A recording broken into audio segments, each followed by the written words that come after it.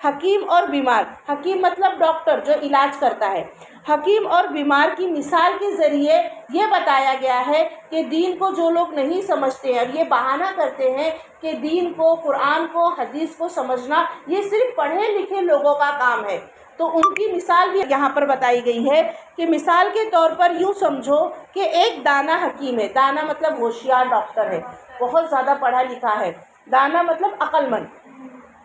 مثال کے طور پر یوں سمجھو کہ ایک دانا حکیم ہے اور کوئی دوسرا آدمی ہے، وہ ایک بڑی بیماری میں مبتلا ہے۔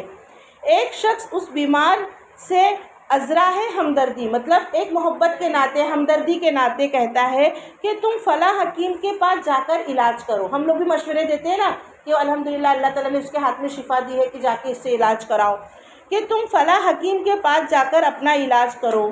لیکن بیمار کہتا ہے کہ اس کے پاس جانا اور اس سے علاج کروانا ان تندرستوں کا کام ہے جن کی صحت بہت اچھی ہو۔ میں تو سخت بیمار ہوں، بھلا میں کس طرح جا کر علاج کرا سکتا ہوں؟ کیا تم اس بیمار کو خبتی نہ سمجھو گے؟ یعنی پاگل، بیوقوف، دماغ پھرا ہے کیا اس کا؟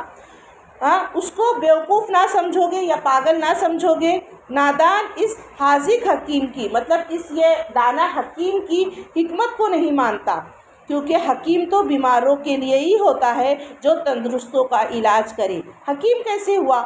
مطلب یہ کہ جاہل اور گنہگار کو بھی قرآن و حدیث کے سمجھنے اور احکام شرعیہ پر انتہائی سرگرمی سے عمل کرنے کی اتنی ہی ضرورت ہے جتنی ایک عالم اور بزرگ کو۔ لہٰذا ہر خاص و عام کا فرض ہے کہ وہ کتاب و سنت ہی کی تحقیق میں لگا رہے، انہی کو سمجھنے کی کوشش کرے، انہی پر عمل کرے اور انہی کے سانچوں میں اپنے ایمان کو ڈھالے۔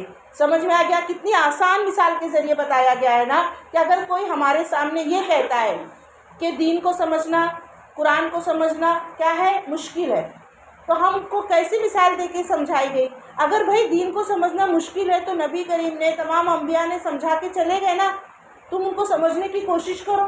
تم کیسے بول سکتے ہو کہ مشکل ہے؟ جیسے کہ ایک بیمار ہے، کیا ہے؟ ایک ڈاکٹر ہے اور ایک بیمار ہے، تو جو بیمار رہے گا وہ کس کے پاس جائے گا علاج کرنے کے لیے؟ ظاہر سی بات ہے ڈاکٹر کے پاس ہی جائے گا، کیونکہ میں بیمار ہوں، میری بیماری کون ٹھیک کر سکے گا؟ ڈاکٹر ہی ٹھیک کرے گا نا۔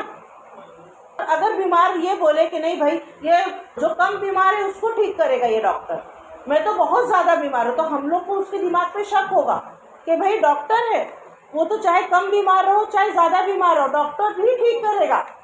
تو اسی طرح قرآن حدیث ہمارے پاس موجود ہے، اس کو ہم کو پڑھنا ہی پڑھنا ہے۔ ہم یہ نہیں بول سکتے کہ مولانا لوگ ہی اس پہ عمل کریں گے یا جس نے حاصل کیا وہی عمل کریں گے۔ ہم کو تحقیق کرنا ہے، ہم کو اس کو پڑھنا ہے اور اس کو سمجھنے کی کوشش کرنا ہے، تو قیامت کے دن ہمارے کوئی بھی بہانے قابل قبول نہیں ہوں گے کہ کسی نے، تو اسی لیے یہ کتابیں لکھی جاتی ہیں، اسی طرح علماء ہم کو یہ بات سمجھانے کی کوشش کرتے ہیں